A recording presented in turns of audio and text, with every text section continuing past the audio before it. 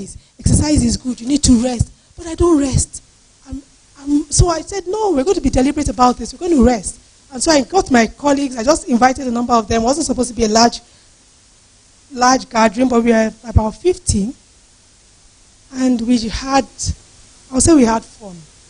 What do I mean by had fun? Psychological exercises. We learned deep breathing. We learned some psychological guided imagery. We played drums. We did stuff. We danced. And when people like me are dancing, not your Gen Z kind of dancing, when you get people like us to dance, or imagine getting prof, all your professors and seeing them dancing. How would that sound like? Or how would that look? One thing is that it would be amusing, right? Very different. But we did that. And then we went to paint. And people painted. But you know what it was for me? It was also a time for them to self-explore and be self-aware. So there was one of us who painted. His own painting was black. His canvas was black, as in pitch black. And then an umbrella, or like a circle, a circle with different colors. Does that look like a nice painting? Yeah, it looked like a terrible painting. But you know what that meant? He just lost his brother 3 weeks ago, who was a PhD holder. Just within 5-7 days, he was gone. And that was around New Year. And so he tagged his painting, "There's always a brighter side." So does the painting make sense now? Yeah. But if you had looked at it and said, what is this rubbish? But it was a means for him to express himself. And a number of them connected with that. What I'm trying to say is we need to take out time to play. I'm not saying you should go to the beer parlor or go clubbing or something. But dance. Why am I saying dancing? Why am I saying exercise? Because what does that do? It releases what hormone? Brother, speak. You're talking. I think you're moving stuff. Yeah, endorphins. Yeah. It releases endorphins. And at some point, dopamines will be released too. Yeah, the happy hormones. And then you get it. So when I'm feeling way down, maybe that will come later, I dance. Whether I can dance or not is inconsequential. When I dance, you will laugh. But am I releasing hormones? Yes. Am I making myself feel good? Yes. You'll be judging me there. Your own hormones are cortisol. So you need to change your ways. So what should we do at individual level? I said there's individual and society. At individual level, I like the 5 L's. I like to target the 5 L's. If you don't hear anything, remember the 5 L's. The lookout, or the look, the learn, the listen, the lift, and the link. So what do I mean by look? Look out for those warning signs in you or in someone else. So, but remember, remove the log in your eye before you go looking for someone else's own. So look out for the warning signs. What has changed about me? Somebody said sleep. If you notice that your sleep pattern was 10 to 4 or 10 to 11 to 5, and then you notice that once you go to bed at 10, you don't sleep till 12, and then you are tossing between, after about 2 hours you are awake and you can't sleep, you keep tossing, you are sighing, it might just be it is a red flag, not might just be a red flag. Or you notice that the way you eat, you used to eat a lot, you don't like eating anymore, even your favorite meals, you don't want to eat it anymore. Or things that make you happy, you don't want to do it anymore. It is a red flag. I had a friend she used to be quiet in school, medical school. She used to be quiet, fun to be with her close circles, but she's not confrontational. And so one day she called me. Now, so this is how many years after? This is like how many decades after? We're talking about decades. She calls me and says, "Margaret, we need to talk. I don't know what's going on with me. They've started snapping at people." She parked in front of a bank and they said, "You can't park here." It's just common logic, right? And she started flaring and shouting at the man, "What do you mean? Who did you buy? I pay my tax and everything." And her mother, her children were like, "Mommy, calm down now. You don't park here." She said, "No, I'm a Nigerian. I have my right." So the man, when you're having your right, people just leave you. Just exert your right. And then she did that. She would snap, and then she called me and said she thinks something's going wrong. That her children are saying, "This is not you." And so we walked through it. And it turned out that she was having issues because childhood trauma, I didn't talk about that, but childhood trauma as one of the causes can play out. it plays out a lot. No, it can play out. If you don't deal with it, it will haunt people afterwards. It haunts people in future. So it turned out that hers was not childhood trauma. Hers was more of concerns about her job. They were laying off people. And she felt that she might, because she was a contract staff, even though it was an oil company, but she felt she was going to be laid off. So things can happen that way. Talking about childhood trauma, there is a patient. There's several patients, but I can't disclose stuff. Several of my patients, when you explore, you find out that keep scratching. Some people have been abused at some point in time in their lives. And then they just close it. The wound hasn't healed. And they close it and they move on. But what happens when they hit that thing against something? When they are faced with some challenges, what happens? It opens, yeah? Even the scars, even scars are not as strong as our skin, the normal integrity of the skin. So it's important that if we have issues, we should speak to people that can help us. I have a patient, now I'm being streamed, so I can't expose it. First, she sees me and says, that is me doctor is talking about, so I'm not going to talk too much. But I have patients who have been particularly for females, patients who have been raped at some point in time. Somehow, the circle keeps continuing. Have we heard of that? Raped by one person, and then another person will rape, and then another person will rape, and you're like, can't you learn? Well, what happens is that usually when you scrape or you probe, you find out that these people are craving for love. They are craving for belonging. And so they are exposed to people that will take advantage of them. So what you should do in that scenario, maybe you should reach out to people. Not maybe, you should reach out to people. We'll talk about that later. But the second and the third one is learn and lift. You need to learn about it. And that's why Prof has invited me, so that we can learn about it. So we can learn for ourselves and we can learn about for others too. In the quest for love, people make mistakes. So the thing about it is to be deliberate and address, what am I looking for? What are my goals really? What do I want in a relationship? Now this is for this person. There are several things. We individualize care because you come with depression. I'm not just going to stop there. I'm going to go a step further. Yeah, I'll give you medications. That's what you do, right? I give you medications, but beyond medications, I want to know, why is it happening now? Why now? What's going on now? And then we explore. We say, okay, the exam stress. Okay, but why are you bothered about the exam stress? And we keep going on and on. And then you now find out that perhaps at some point in time, a teacher has said he will never make it in life, in primary school, that he's a failure. So it matters to the person, call to the person. The sense of importance or sense of value for that person is that exam. Is it making sense? Am I confusing you? I think I've confused your students, Prof. Anyway, learn and then lift. Lift others. People who are down, I've talked about empathy. Show empathy. Exercise is good.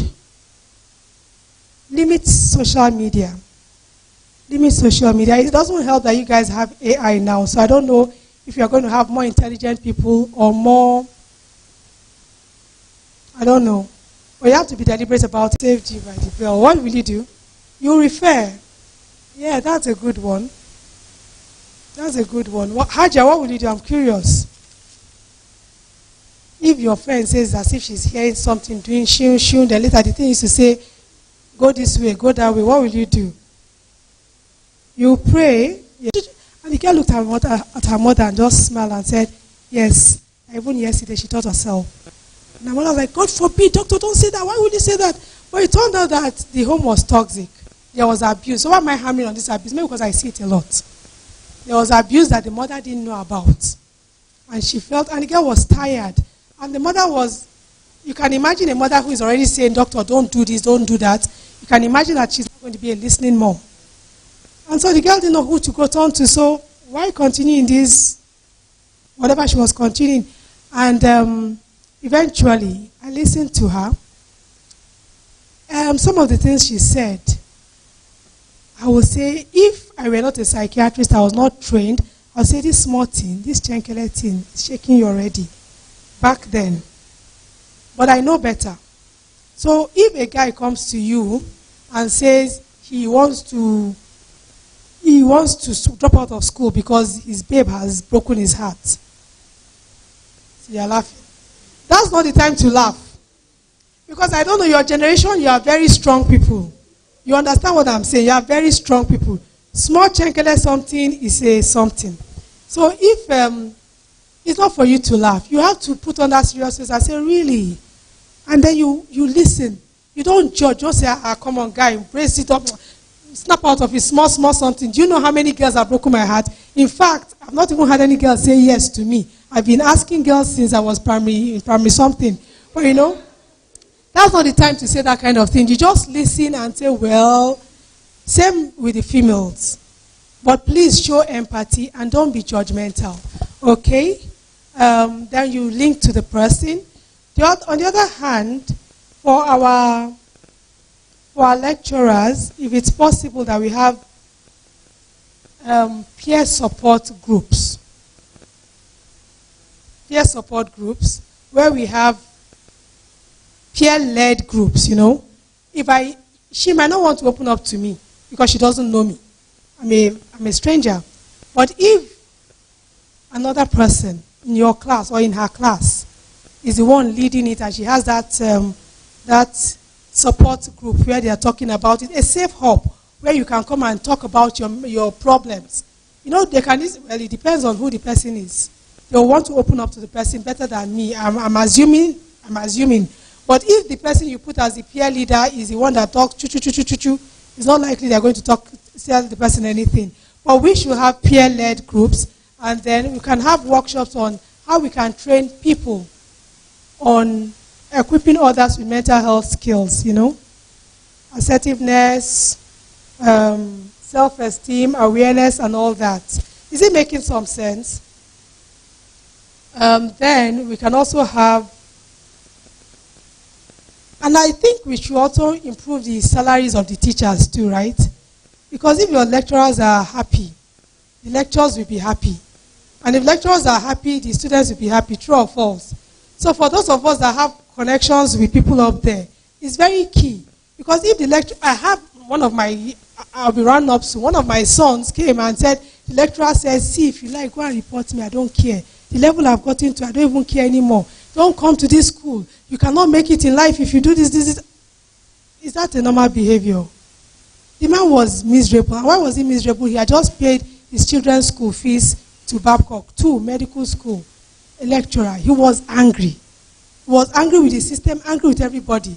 So if you have connections, please talk to them. And then what else can we do again? Provide conducive learning environment. Then our curriculum, we could inculcate mental health practices into it. What we can do, if you have friends who are kind of doing some things, we know what to do and who to link them up to. In conclusion, mental health problems are common among professionals, among students. It's your responsibility to take care of your mental health. Mental health conditions are treatable, they are preventable. But you know the interesting thing? If you don't talk about it, no one knows about it. And by the time people know about it, that means you have gone overboard. Sometimes you may just need exercises, sometimes you may just need some mental health techniques, breathing and all that. But in some instances, you need to see a professional.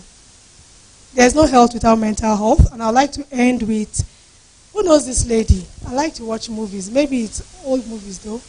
Glenn Close. That means I'm old. I like to watch movies, and I like her words. She said, what mental health needs is more sunlight, more candor, and more unashamed conversations. Thank you very much.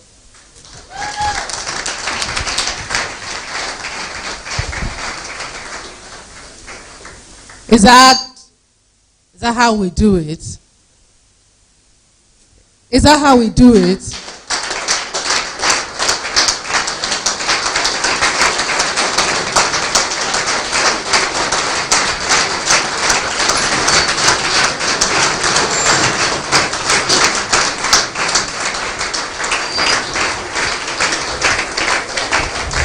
Thank you very much.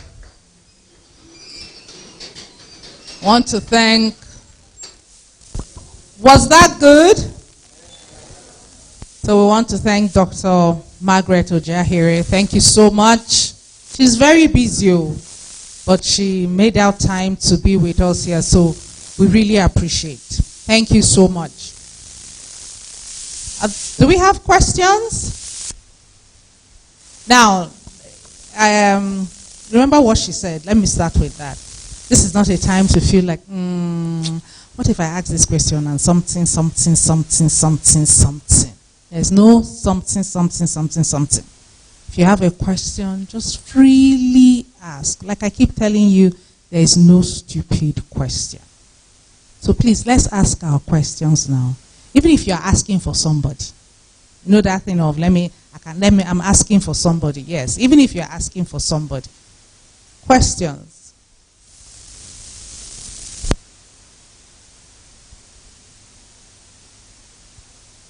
You know how you always do here? You're always waiting for one person to bail. One person to bail. Everybody has questions, but they'll just be waiting for one person to just bail. Then the questions will now flow. So who's going to bail? Israel here. Thank you.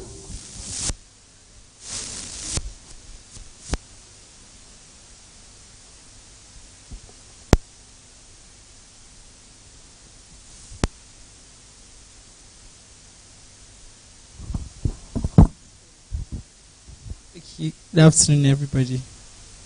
Please, my question is, how do you deal with fear? Fear of the unknown, fear of future, fear of what can happen, and then maybe you see several reasons to back up what you are afraid of. Your fears are valid. So how do you overcome those fears? Thank you, Prof. Let me also add that you can decide to write it if you're not comfortable asking. You can just write and slip it. Okay, so how do you deal with fear? Who asked that question? Let me see so I can write. How do you, and then the fear in some instances are backed by evidence. And so, what does the fear make you do? Because let me say that in my practice, I can give a general answer, but sometimes there are some questions I want to probe some more so I can know how best to respond. Because if I say, okay, how do you deal with fear? I'll say, okay, maybe the person is having an anxiety problem. And I'll tell you, okay, this is what you do for anxiety. We do the systematic, we expose you. But what does the fear make you do? That will give it better context. Or what do you think the fear might make the person do? Not you necessarily. If there's nothing, fine, just go ahead and say nothing. You just keep worrying, and you're unable to do productive things. You're just worrying about it. Okay, and your time is going. Yeah. You are just there. Is the fear related to a particular thing, or is just generalized? Like no, go ahead. It's fine. We all have these issues. You're afraid of several things. Like the fear is just plenty in your life. You're afraid of school. You're afraid of family. You're afraid of loved ones. You're afraid your lover might just leave you any moment. You're afraid you might just fail exam the next minute. And then you're just afraid you go broke and never see money again. Okay, so thank you for sharing. Thank you for sharing. They are laughing, their one is even worse. So some of them, something is already talking. So thank you for sharing. So that is it an unusual thing he has described? No. So let me start by saying you are not alone in it. So it might look like I'm the only one afraid. You are the only one who has voiced it. So a number of us have experienced it. So it's also part of the process in some instances, not for everybody though, because you said that some evidence have supported it. So if you have failed before, there's no reason why you should not fear. If other people have failed before, there's no reason why you should not. It's a normal reaction. So I'm not going to medicalize normal reaction. It's normal. If you are not certain that you get money when you go home, it has happened before, it's normal to worry. If you are afraid that this girl will leave you, it is normal. But what becomes abnormal is when it is lasting for too long, it's preventing you from functioning, like you're not able to stop it, is creeping into your performance and productivity, that's when it becomes abnormal. It's affecting your relationship with people. Because of that, you don't want to interact with people because what's the point? If I get to know them, they're going to leave anyway. So that is when it becomes abnormal. So what do? We have psychotherapy. So it depends on what the fear, I kept saying, what is the fear making you do? If the fear is not making you feel, I'm not good enough, I'm not even good enough, I'm a failure, I'm not even as good as every other person, and all that. The fear is not making you sleep at night, and all that, and several other things, maybe not making you eat, then it might be bringing on depression. Or if the fear is making you feel that whenever I take a bottle of beer, I forget it, then it has taken you somewhere else.